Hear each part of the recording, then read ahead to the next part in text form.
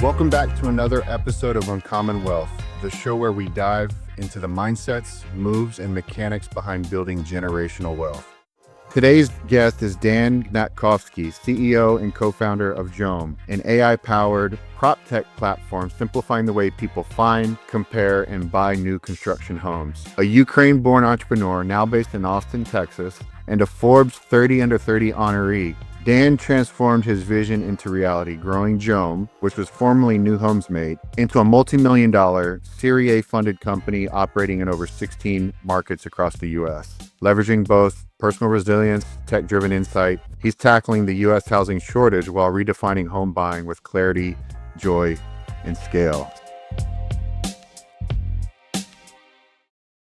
Dan, let's start from the beginning. Can you share a little bit of your backstory? How did the business come to life, and what did those early years look like for Well, you? thanks, John. That was an amazing intro. I probably gotta use it in some other places, but uh, yeah, Go ahead. yeah. Yeah.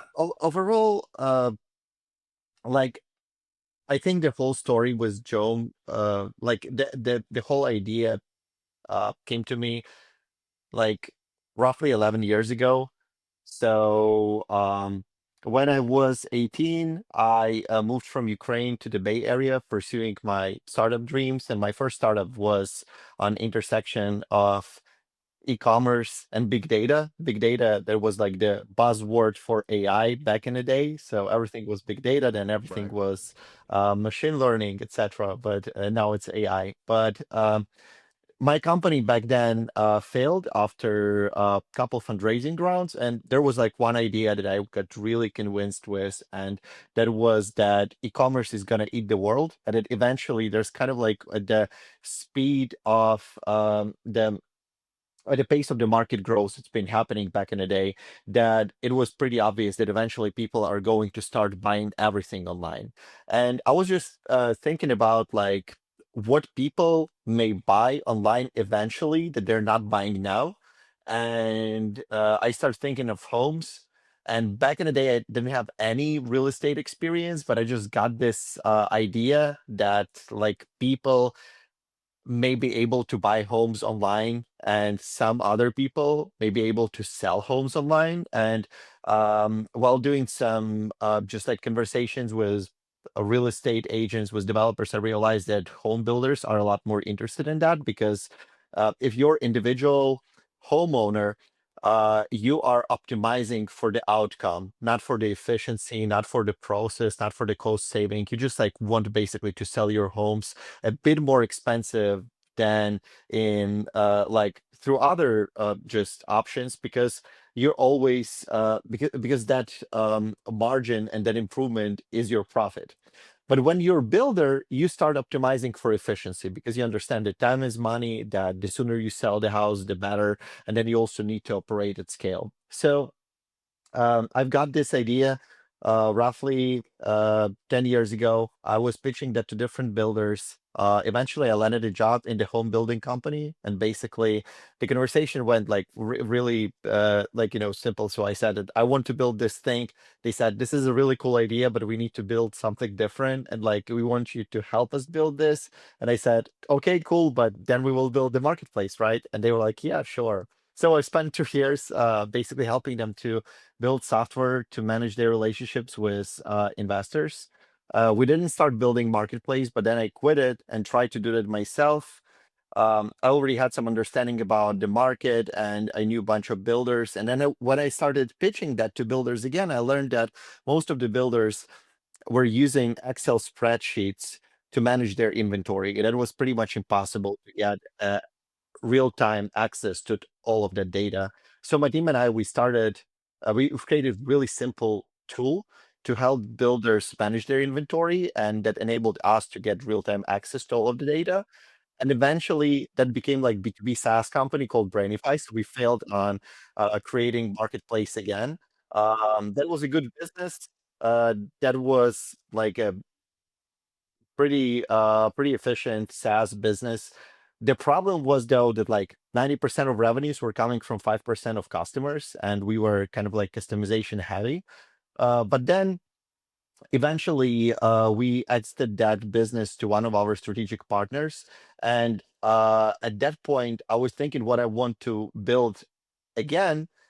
And I just realized that after all of those years of trying to build a marketplace, I kind of like convinced myself that it's impossible and that you just like can't do that because there's so many reasons that unit economics won't work, that builders won't use it, and that there's just too many reasons why like it just can't work. And then initially we started with a completely different concept, basically still like in the prop tech world, but that was more of a tool for real estate agents. And that was kind of like going in a really mediocre way. So it just like, when you're working on something, but you're not sure if that really works or not. And then pandemic happened and that company almost died. And I remember that we had like 3 months of runway in uh, like September 2020, and that was the right moment to either shut down the company or just like try, like basically it was a good moment to shut down the company and go back to all of the employees and tell them just like, hey guys, we just failed, like market changed, pandemic happened, everything is just operating completely different. And like I think that that was like a really logical solution back in the day. But then I started thinking about what else would like to do. And I started thinking about the marketplace. That from the very beginning, I just wanted to create some way for people to buy homes online. And it was like the thing that always like excited me. But at that point, like, I Yeah. convinced myself that that's impossible. And I remember talking about that with my co-founder, Sophia. And she said, like, then maybe you finally will stop talking about that and just like do something, and I remember just like getting back home and I created like a very simple landing page on a Squarespace in like under 4 hours. Connected Typeform there, Typeform link. Bought the domain name newhomes-austin.com and just launched a Google Ads campaign from my credit card. And I just like what I wanted to test, like if that's even possible that people would sign up and that they would share their information. And based on like our previous experience with the builders, I knew that builders on average are spending $90 to $120 per online lead. And I thought that if we are able to get the price per lead under $50, that may actually work. And I've launched that. And in the first days, we were getting leads at $9.45. And I remember like I didn't know what to do with that, and I just like started texting them from my phone number, like simulating automated text messages, like, "Hey, thank you for signing up. We'll send you information on new construction homes really soon." And then, like at the same time, I didn't know what to do with them because like they clearly were looking for some homes, and we had to figure out like what to do next. So I just started calling real estate agents that I knew, and the first agent who I called was Meredith Blackwelder. So back in the day, she was in Compass. She was one of the like associate brokers in Compass, and I just called her and said, Meredith, like we did this experiment and I have all of those leads and I don't know what to do with them. And I was just like sending uh copy and pasted data from the spreadsheet to her in email like couple times a day, and I was calling her 5 times a day to ask like, were you able to call them, and like did they say anything? And then in like 20 days we've got the first transaction. Wow. And then I remember like I realized that like, all right, so it looks like this shit works. And I was so excited that in under a month from then, we've like raised like $1 million pre-seed with just like some of the investors that we've been talking before. And then just like my whole pitch deck was kind of like experiment overview. So I've created the deck which called like experiment overview. And I remember like I was showing that to those investors. They're like, this looks like some arbitrage model, but like I mean, but that's exciting. Like the unit economics is there that can really work. And I was just like sharing data and some benchmarks. And like fast forward right now, we are a team of 160 people. We operate in 7 states, and we have actually like 17 markets with local operations and another 25 like purely digital markets where we just don't have any sort of people on site. So these markets like Waco, El Paso, Cape Coral, Panama City, and others. And we just, yeah, like help more than 1,700 builders across the US to sell homes online and create better home buying experience for their clients. Man, what a story. You're almost like, there's a saying that says, be careful of the dog that catches the Yeah. bumper, because he doesn't know what to do. What a very cool experiment that turned it. But clearly it was your passion project and it was on your mind for years. You just needed the right opportunity and the right motivation. So you even said it yourself, fast forward to today. So as a business owner, and you're a co-founder in the company, now that the business is operating at scale, what's been the hardest part, Dan, about staying out of the day to day while still growing and protecting what you're building? The hardest thing is probably people, like, and I think like finding right people, setting expectations for them, and then managing your expectations. And just like I think that's at the end of the day, that's the most complicated part. That just the dynamic with other people. It's impossible to build anything alone, and then you become like heavily dependent on others. You set a lot of expectations for them. For you, that's kind of like, the biggest thing in your life, and you're just like very dedicated to that, and you tend to overreact in some things. But it's probably like, I think that relationships with people, that's the most complicated part. Everything else is kind of like coming out of it, right? So managing growth, just the fundraising, everything is just pretty much about um other people. So Yeah. And when did you realize that what you've got going on here, what you're building, could be more than just a business, that it could become real, lasting wealth for yourself?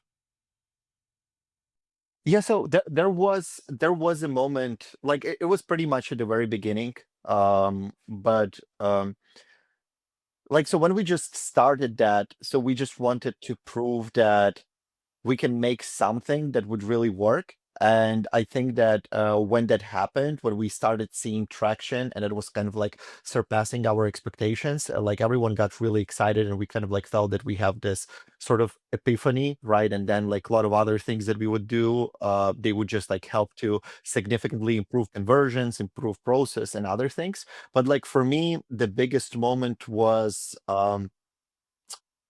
like it's probably was one of our first like 100 or 200 leads. And there was a guy named Mike, who just like signed up on our website. And it turned out that Mike was like in his early 50s. He worked at Cheesecake Factory, and he never owned a home. And basically he was kind of like the first in his family to kind of like start thinking about buying a home. And it just like, and that seemed like back in the day like a really like surreal story. And there was the moment when interest rates went low enough for him to finally be able to just like even consider the home ownership. But at the same time, demand went up so quickly that every time he would look at something at the resale market, he would just like become like, the like 25th bid, or like Yeah. 40th bid. And like it was everyone was bidding so heavily on all of the homes,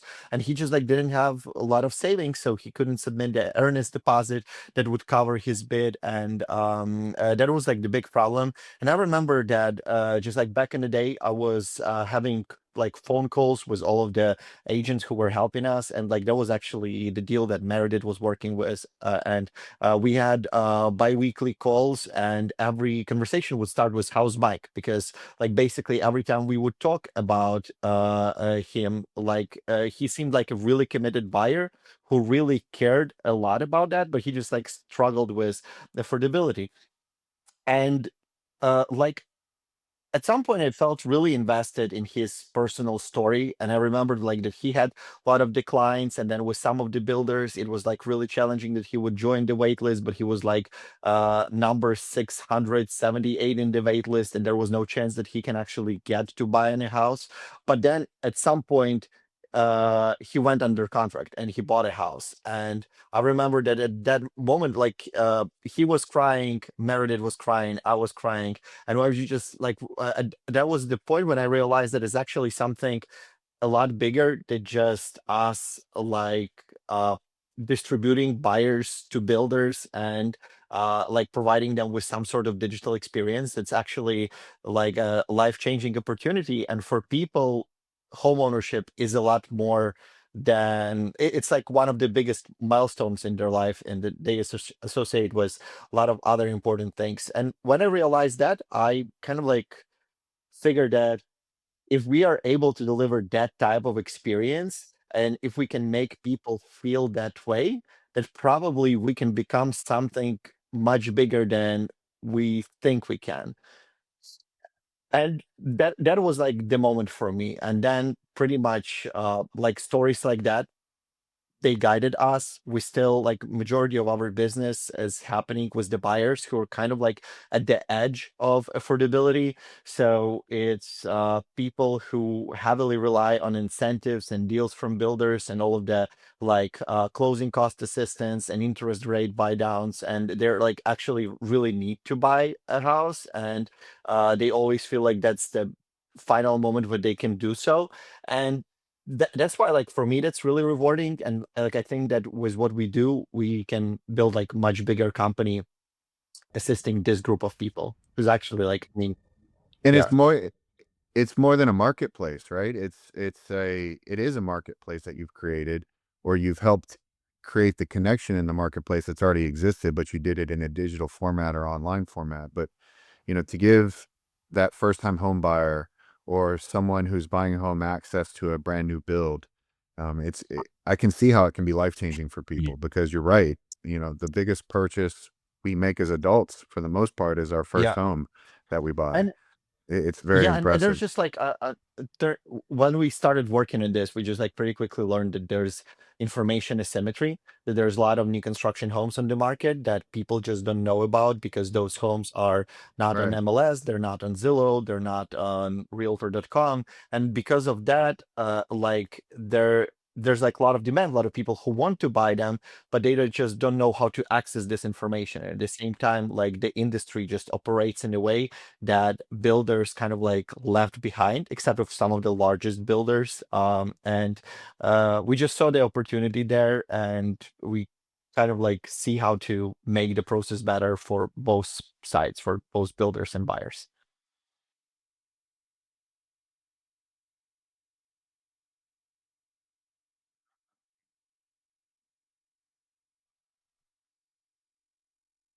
That's a good one. Uh, I think that like the first thing that is really important is the focus. um that over the past 10 years I realized that it's a lot more important to be focused on one thing and do that extremely well, and just like dedicate a lot of resources on that one thing. And because that's kind of like the biggest opportunity. So in the past I thought that just like the more things you do, like it's kind of like that I think that there's like two things, like, right? So there should be focus of your attention and diversification of your assets, instead of diversification of attention and focus of your assets. So you should put all of your intention, keep your attention really focused on something that matters the most, because there you basically get the biggest multiple in your attention and the best outcome out of like your efforts. But then after you're extracting some assets out of this, you should like diversify them, because and just use that to kind of like preserve your wealth. And that's been Yeah. It, and that's what I was going to ask you next. You're actually going right into my next question. Some owners view their company as their retirement plan. They're counting on that exit to take place, right? And they're putting everything back into the company until that exit takes place. Others to what you're saying, others try to build wealth separately while the business is doing well. They diversify their assets while they're doing that. How do you think about that for Yeah, yeah, like yourself? I totally agree with I totally agree with the second statement. I think that you should diversify the assets because that way you're just basically protecting yourself from the downside and from the risk. There was a point of time when I was thinking that you should go like all in, and if you go all in, you just like you don't leave the space for an error, and you just like Yeah, yeah, there's yeah, no you're margin. getting yourself to the mental state that you just like can't fail because like if you fail you die, and that just like that works for a lot of people.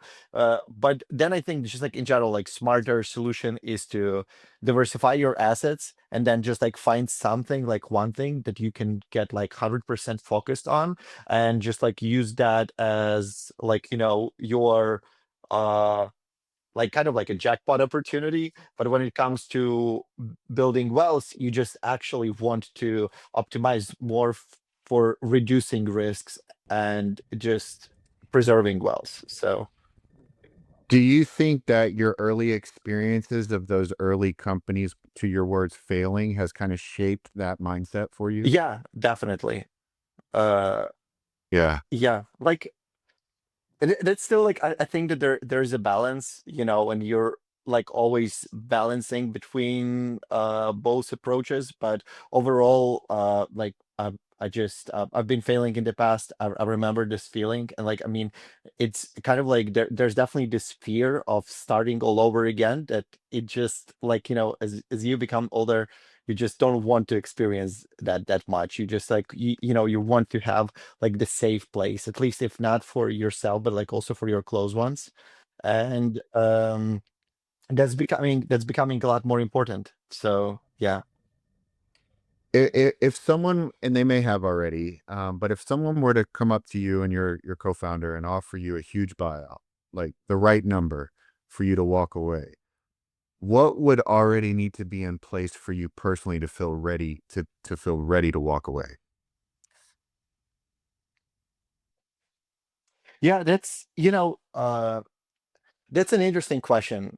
So we received acquisition offers in the past, and some of them were really, really good. But I think that you're always balancing that between like some other opportunities. Sometimes you're just like thinking about the growth and something you can get out of the business in the short term or like mid-term, and you just understand that the price is not right because you just know something about the market that makes the value of that business a lot bigger.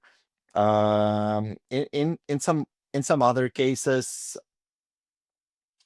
it just like knowing what to do next. I think just there's different moments. I'm pretty sure that like every founder, no matter what they tell you, like when you get to like some like really struggling point, and just like you have some challenges that you spend a lot of energy on solving, even if things are going well, you start thinking like, damn, maybe I'm a bit tired. Maybe I just like want to switch off. Maybe if someone offered me, I don't know, like this amount of money, I would probably exit the company right now. But still, I think I remember reading uh the and actually I'm getting a lot of inspiration from stories of retail operators, just like founders of Walmart, Costco, and like Whole Foods, Trader Joe. Like I think that just a lot of things that were happening in the retail back in the day, they're kind of like start happening in real estate, and they just I see a lot of parallels in there. But I particularly remember story of Joe Colombo, the founder of Trader Joe, and like Trader Joe is one of my love brands. I really love what they've built, and it's kind of like a really great experience, really great brand, really great financial performance. But he's saying that, like, I mean, he made the decision to sell was the opportunity seemed right when he got the right price, and he kind of like felt excited about that. But after all, he was thinking that that was his biggest mistake, because after he exited the company continued to grow, like a lot of great things continued to happen, but without him. And he's tried to do something Right. different, but he just didn't feel happy about that. And for me, just um ability to answer that question for myself. Like, will I be happy if I exit the company? Will I be happy doing something else? And how sure am I about this? That's probably going to be like really important questions that I will ask myself. Yeah, which kind of, I mean, you're doing a great job leading me to each next question. How do you feel or how do you think about creating liquidity or flexibility so you can choose that next chapter in your life without being locked into the business if you didn't want to be? Yeah, like yeah, I think that just leveraging some um secondary buyouts or like secondary liquidity events is like a good opportunity. It just really depends on like on the price and how do you feel about that in the moment. But yeah, in general, like I feel positive about that. So once again, there were moments when I was thinking like that that's probably not the best thing because I know that I just can like raise more capital later and I can increase the value and it kind of like feels like you're leaving money on the table, you know. But still, I think that it's generally a good opportunity once again to just to preserve some wealth, diversify, and make sure that you just feel more confident about the future.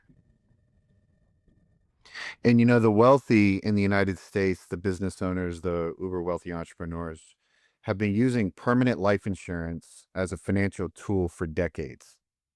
And I don't know if you're familiar with the life insurance as a financial tool, but it allows for, obviously, there's a death benefit that's paid, but it allows for tax deferred growth, tax free distributions, and it's really a financial store of money, similar to what real estate is. So, my question is specific to permanent life insurance. What have you done using life insurance to create a legacy as young as you are? Think about a legacy, reducing your income taxes or creating tax-free benefits for your business or for you personally, if any. Yeah, yeah. I'll be honest. I haven't really like invested in that. I've been considering this, and I just like recently seeing that there's a lot of companies, including like I think one called Ethos that just like popularizing that narrative, and they provide just like really good quotes on life insurance policies. And I think that that's definitely a good opportunity to explore, but I personally haven't done this yet. So I'm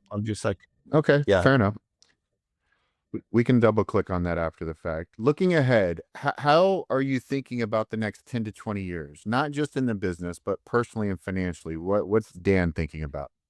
Yeah, there's just like I mean, I'm personally continue investing, and continue saving. There's just like some things that I feel confident about, and like every time that I'm trying to just jump on some a hype wave, things go completely wrong. So I'm like not doing this anymore, and I'm just like trying to invest into things that I understand and things that I really believe in. At the same time, I'm continue investing and building my business. That still is my biggest asset, and I just like expect For that sure. as an asset, it will continue growing. I did some like really small angel investing over the past couple of years, and for me, that's all also kind of like, but I treat it more like a learning opportunity just like to better understand what's happening, what's working, what's not working, and hopefully some of these things may eventually work out. But yeah, over the next 10 years, I'm definitely see myself more as an operator than an investor. And like I think that the biggest outcome still going to come out of the things that I'm actively building. So You bet. Do you do the angel investing partly because it's exciting and you can learn, but also because maybe some angels helped you get started as well, and it's kind of your way to also give yeah, back? like I've been thinking about it, but like I primarily just do it like when I'm really excited about the product. So there's just been some things that I've been using, and I just realized that like wow, that actually works really great. And there are a couple of things that uh I'm really interested in, and like my first investment was in the company called Fathom. So that's like a note taker. And I remember that before that, I've Yeah. just tested all of the note takers, and I would just like be adding bunch of note takers at the same call and then compare all of the notes. And I was just like 100% sure that Fathom is the best. And then just like the opportunity happened, and like that was pretty exciting. But um, like That's taken off, hasn't it? Because Fathom I've seen yeah, everywhere on yeah, note taking. they're going to do pretty well. Like I think that Hmm. I'm still like tracking that. Like probably I've put too many people on Fathom since then, but uh yeah, but that's just like the way how I think of this, right? So I'm trying to Yeah. do something that I understand and something that I use, and where I kind of like feel that it's uh the right thing. But yeah, if eventually like if I have um like a, if I had a big liquidity event, I definitely would be more engaged in uh angel investing and venture capital, because I still think that it's kind of like that's not only um, a really good way to um, build wealth and improve like your returns, but also just like to solve some. There's a good opportunity to solve some big problems. Um, but if yeah, like I'm not there yet. So Got you. So think about this one. 25 years from now, your kids or your family are listening and watching this podcast right now. What's one lesson you'd want them to take away from your approach to building wealth and building a legacy? mm, I think in general, like the single advice would be like just start doing and learning by doing. That's probably the best thing that you can do. Like the best asset that you have is your brain, and like you can create a lot more value exercising it yourself and creating some value than just thinking about like where you can invest or what you can do. So I think that like the best opportunity is just just do it. It's the best advice. No, it's good. I had a guest on not too long ago, and he said something very similar to what you're saying. He said that he never worried about a business, to your words, failing because he always had belief in himself and his mind and his brain and the things that he was going to do. So I think that's very similar to what you're saying, is if, you know, from a legacy standpoint or building wealth, if you have that belief in yourself and your mind and your brain and ideas and execution, then you're always going to be successful. The matter is just if and when, how long is it going to take? Yeah, like I think that's generally like the best approach. That and it doesn't really matter uh how much of the resources you have. Like if you just don't have any money, or you just like have hundreds of millions, it's still like your brain is your biggest asset. And if you really focus on making something valuable, you always will be able to extract more value out of that. So By the way, this guy's 73 years old. He's been uber successful, had multiple exits, has more money than he knows what to do with, and is still passionate about getting businesses oh, that's started up and that's running that's and great. and Like get, that's he's like, what else am I going to do? He's like, I can only play so much tennis. I can only do so much other things. Like business is what keeps his mind sharp and going. yeah. So here's a question. What's a blind spot, knowing what you know now, what's a blind spot that you think most successful business owners overlook when it comes to protecting their wealth? Yeah, like I think that the blind spot that generally, like, I mean, if you're an entrepreneur, you like incredibly optimistic. So that's basically like I think that it's kind of like a dysfunction of your brain, like because you think of things much better than they truly are. And that's kind of like helps you to create illusion and then share that illusion with others. And then you kind of like create business companies and all of this stuff. And like the biggest blind spot that you always think that everything is going to be better, but that's not always like that. And I think that companies are losing and then reestablishing product market fit. Like the growth is not always positive. Sometimes you're hitting plateaus, sometimes you can have negative growth. And it's just like the thing that you need to be prepared for. And I think that just, the most successful entrepreneurs, they're very optimistic, but also they're like paranoid in the healthy way. And, but still, just you kind of like need to balance that. And I think that generally like the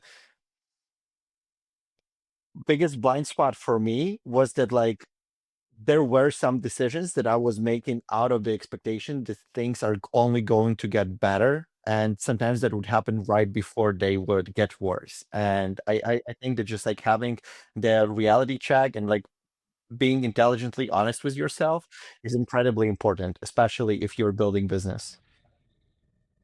And that makes a lot of sense to me based on what you said earlier, because you're like, you agree with the mindset of diversification and creating, I forget the word that you use, but creating some stability outside Yeah. of the business. So that kind of makes sense. Like, have the belief and work on it like it's only going to go up, but also think about, from a worst case scenario, how do you protect yourself just in case it doesn't? I think that's solid. One of my favorite questions to wrap up with is, what's something you know now about business or wealth that you wish you would have understood 10 years ago? That's a good question.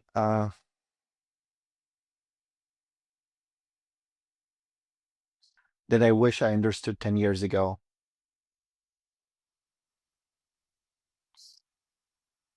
Like probably like I mean that can be completely random, but just like one of my biggest learnings over the past few years, it was probably about like power of FOMO, like of fear of missing out in general. That like I realized that people often make decisions not because it's a rational and it's good decision, but because people make most of the decisions because they're afraid that they won't be able to do that decision later and they would regret it.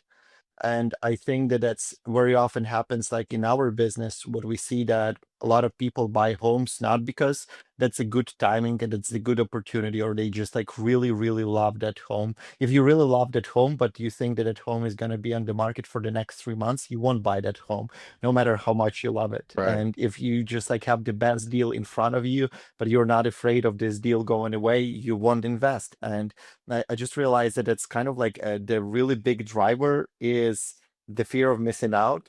And every time that and like when I realized that, like the sales process, the fundraising, the hiring, like I mean, recruiting, like everything just became a lot easier. And I wish that I understood that earlier, that basically sense of urgency is an ability to provide sales like sense of urgency not in a direct way. So like when you're not telling like, hey, it's now or never, like take it or like or leave it, but if you can help people create impression that that's kind of like what's going to happen, and they come up to conclusion that like, oh, this is too good to leave this on the table, or if I don't do this right now I may feel bad about that later. If you create that sense, that feeling, and you can uh, like effectively share it with people, things become a lot easier. And that was probably like, Yeah, it's yeah, almost that scarcity effect, right? I mean, and it really is prevalent in the real estate industry as well, because I'll give you a perfect example. I have a family member, a brother-in-law right now, looking for a piece of land to build a house on. And they found it. They put they did all the pre-work on it. They realized that this was the place that they wanted to put an offer on. And as soon as they made that mental decision that this is the piece of land they wanted to put an offer on, that sense of urgency in their mind crept in, because they're like, we got to hurry up and get everything signed, because what if somebody else is looking at it never mind the property's been on the market for over 120 days, but all of the sudden someone's going to come in and make an offer right now on them and take away the piece of land that they triggered in their head what that was yeah. theirs. right? So it really does happen in the real estate market. I remember when I was looking at the house that I'm in, um, it was on the market for a long period of time, but as soon as we walked through it, we felt that sense of urgency that we needed to hurry up and put an offer on it because what if Yeah, somebody else does yeah. it at the same time? And I think that it works like that in like a lot of different situations. And uh, I I started to catch like to feel really well when like someone is going to put me into like FOMO mode, and I just like really respect that when that works. And like I just like I like when I'm being sold to, and like when I feel that's like just everything, and just like making a step back and like just like really appreciate like putting all of this FOMO on me. But yeah, but like that's probably was like one of the biggest learnings for me. And since I learned that, like, I mean, just a lot of things became much easier. So That's awesome. Let's finish with the lightning round. Let me ask you 3 or 4 questions, and I want your yeah, quickest, sure. fastest answer response off the top of your head. Yeah. You ready? All right. What's a book that changed how you view business or wealth? That's oh my God. Look, there's so many of There's so many. Like probably in terms of the business, that's Four Steps to Epiphany, Steve Blank. Like I know there's like I mean, yeah, There you go. that's not a quick answer. In terms of the wealth, yeah, That's in okay. terms of the wealth, that was Theodore Dreiser's Trilogy of Lust. Like I think that I've read it when I was a kid, like a financier, Titan, and Stoic. And yeah, and Nice. like I read it when I was 13, and it just like made me think like differently about what I want to do in life. And It's a pretty deep book to read at yeah, like 13. I think there was like there was a fragment that was part of the school program, and I remember that I just like read Got through you. that, and I fall in love with that, and just like read through all of the three books really quickly, and it's still one of my favorite books. But yeah, What's a daily habit that keeps you grounded or focused? make an espresso in the morning. Ooh, It's just like, yeah, nothing like yeah. a good I don't espresso. wake up until I make espresso. So it's not really about like drinking espresso, but just like that ritual. Like have like mechanic like espresso machine, and I'll do all of that stuff, and it really wakes me up. That the Yeah, yeah, process yeah, gets you exactly. going. What's a financial decision you made that felt risky at the time but ultimately paid off? Starting the company. Like, I think that's Which Yeah, one? yeah, like every company, like I think in general, like starting the Yeah. business, like even when it was just like the first ever thing that I've started, even that was like a really bad decision, and like financially at the beginning, but I think that that was a priceless experience that kind of like that I'm grateful to for everything that I have. So Well, even for Joam, right? You started it on your own budget with the Google yeah. Ads and put the job form together or the form together without really knowing. I mean, that was very risky, albeit not a tremendous amount of financial risk, but you kind of went out there on your own and it worked. You caught the bumper. Last one. What's your guilty pleasure splurge that you like to do, eat, have? Your guilty Yeah, pleasure splurge. all right. Look, I like fine dining restaurants, and I just I like that because of the experience. And when I go, like I think that kitchens and like restaurant business is a lot like startups. So if you have the team and someone is like underperforming, even that's like a waiter or the person that's washing dishes, or just like I mean anyone like that, definitely impacting the experience, and the cycle of the feedback loop that you're getting there is like very seamless, so you kind of like see everything right away.